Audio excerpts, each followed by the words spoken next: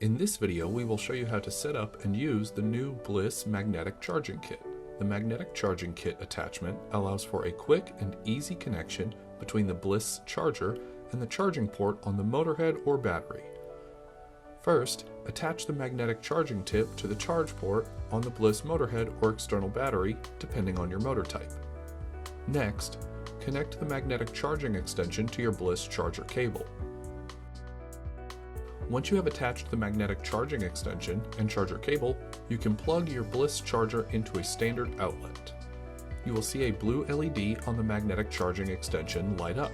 This shows the extension has power.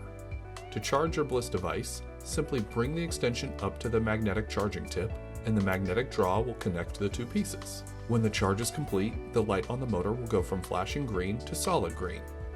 To detach the magnetic charger, gently pull the extension away from the tip.